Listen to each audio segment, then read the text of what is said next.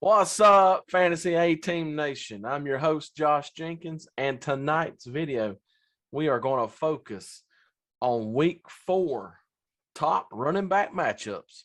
But before I start the show, I'd like to welcome my good friend and co host, Zach Roberts, back to the show. Welcome back, Zach.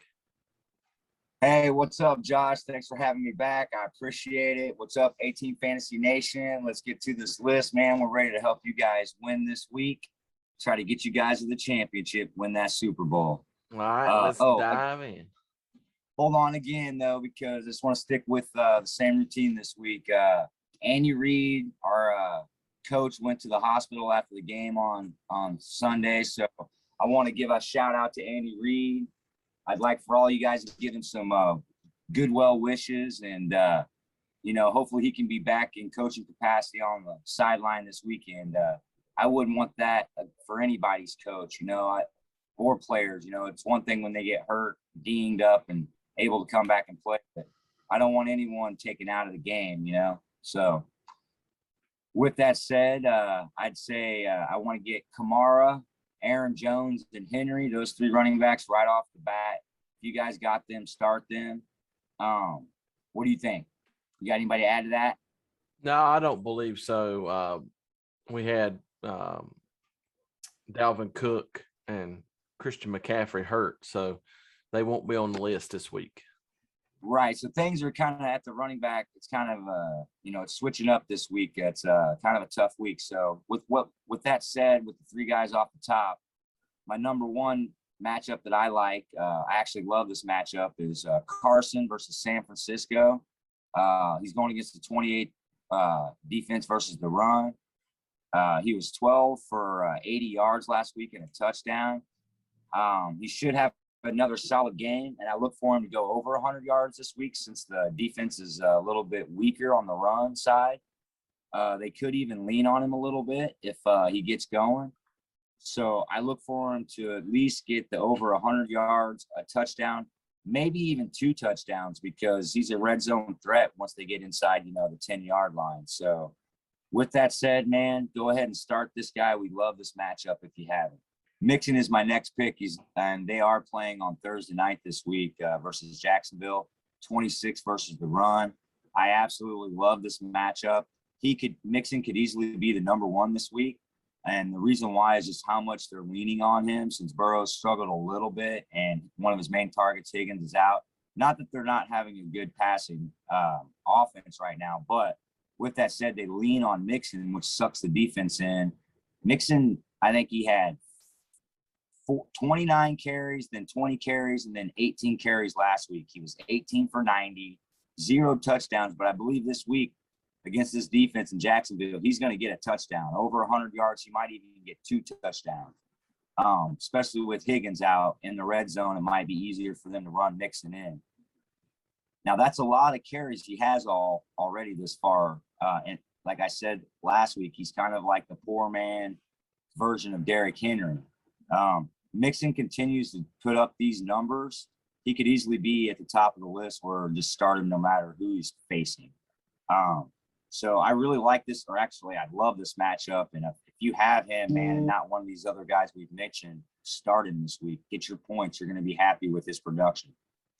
Yeah, I agree. I also love this matchup. I believe Mixon will have his way with Jacksonville. I also think Robinson will actually have a good game for Jacksonville as well. I agree. He's on my list on the honorable mentions. So, yeah, I agree. Jackson, he's just James Robinson. He's just a solid guy. He's been that way since he was a rookie last year. He's undrafted. He's just a stud, man. He kind of reminds me of a Priest Holmes Priest Holmes was undrafted and he became a stud. That's this guy. He's the same kind of scenario. So with that said, let's move on to number 3. Miles Sanders is my number 3 pick. The kid's a stud. He's going against my Chiefs though, so I got to give a shout out to Jones, and I got to give a shout out to the Honey Badger. So hopefully their defense can step up and be a little bit better this week. Chris Jones and the Honey Badger. Hopefully they can get this defense together and play better. But with that said, I do like this matchup. Sanders kind of had a weird production last week. He was only two rushes for 27 yards, only had 3 catches on 4 targets for 28 yards receiving. But he will get much better numbers this week. I believe they're going to figure a way to incorporate him more because he's one of those game breaker style players. With him and Hurts, they're Hurts is a quarterback, but they're similar when they have their vision when they're running. So I look for Miles Sanders to bounce back this week, have a big game. Hope it's not too big against my Chiefs. Hope Aaron Jones and not Aaron Jones, but Chris Jones and the Honey Badger can put a stop to it and let him get his fantasy numbers, but not beat my Chiefs. So with that said, man, if you have Miles Sanders starting, he's going to get some points this week. I guarantee he has better numbers than last week. So for you guys that had him, started him, and it didn't work out, it will be better this week. Promise. Yeah, I agree. I look for Sanders to have another good game. The fact that Kansas City defense has let other running backs run over them just a little bit. And he is a dual threat. So, he can run the ball, catch passes. So, I look for him to have another good game. I like the fact that Edwards-Helaire will probably have a good game as well. Since the last matchup they had, they give up quite a few yards. So I look for both running backs to have a good game.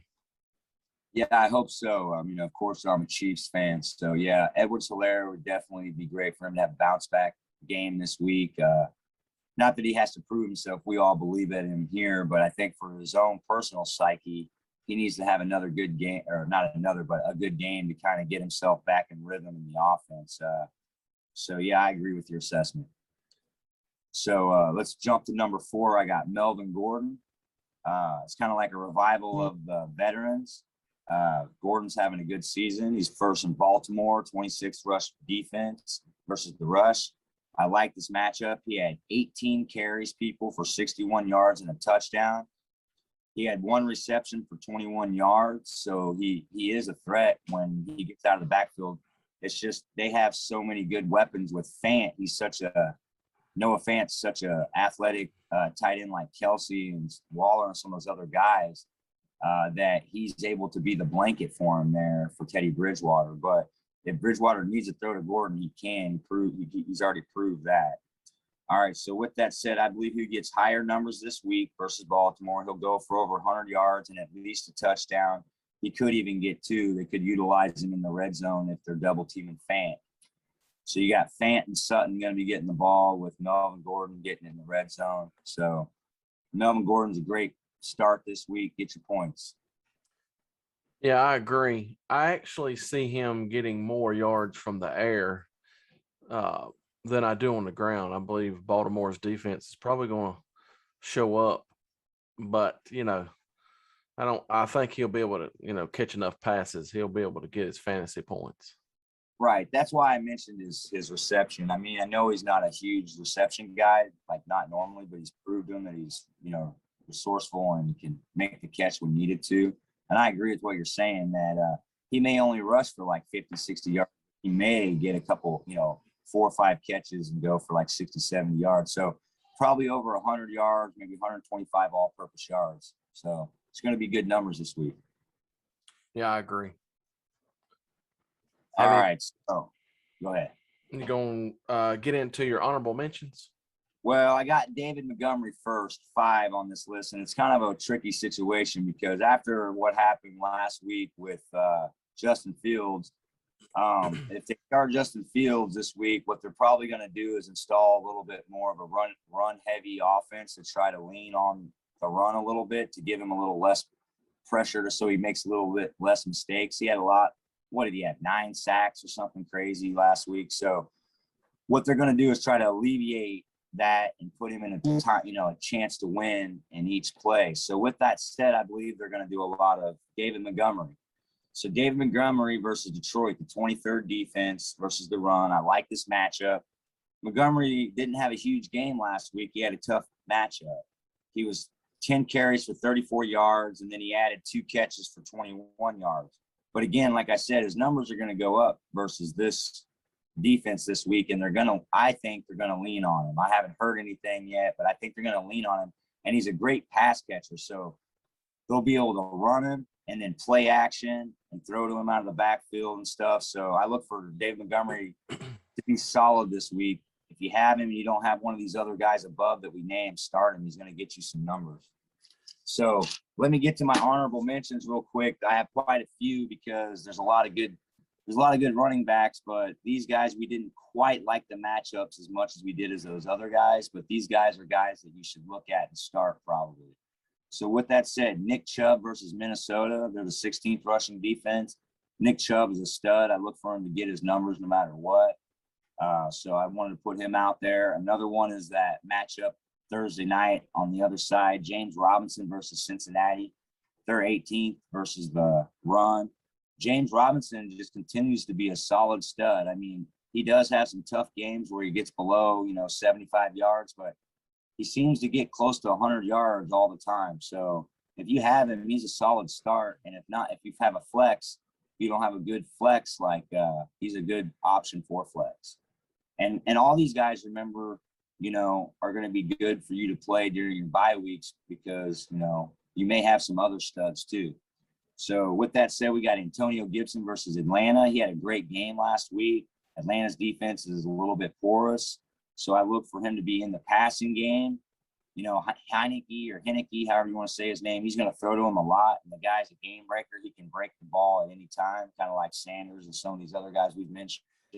Now, the other one is Najee Harris. He could easily have been on the top matchup list, but they're playing Green Bay, so it's kind of a weird matchup. So that's why I didn't put him on the top 5. But this has to be mentioned. He only rushed 14 for 40 yards, but Roethlisberger threw 58 times. 19 of them were targeted towards Harris because he was under arrest and being sacked. Najee Harris took 14 receptions and turned it into 102 yards, people. Najee Harris is special. So with that said, man, if you have him started, this is going to be a game where I think he could have a similar type of game. But I think he gets a touchdown this week. So, and then I think Ben and his chemistry is definitely built up after last week.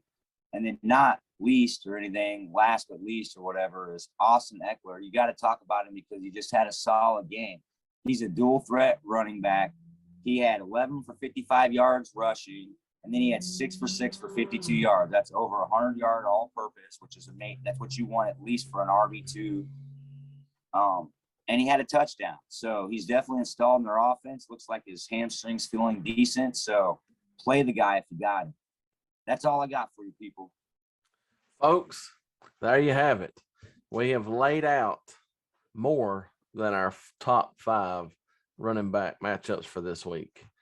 Take that information, plug it into your lineups, and hopefully we'll see some big numbers in your fantasy leagues.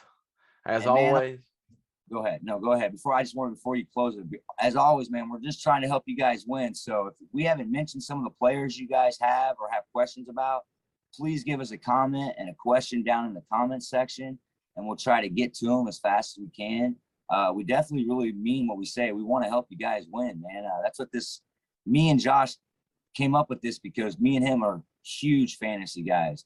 We eat, breathe, and live football. We talk about it like this, like we do in these videos all the time, regularly, anytime, anyways. So he said, why don't we bring this to the people? And here we are. So with that said, man, we want to be able to give you more feedback than just setting these videos up. Again, I appreciate all the support. I know Josh does.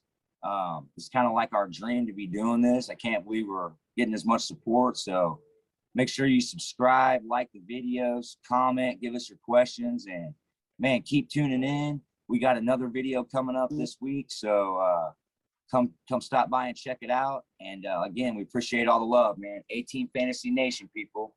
Absolutely.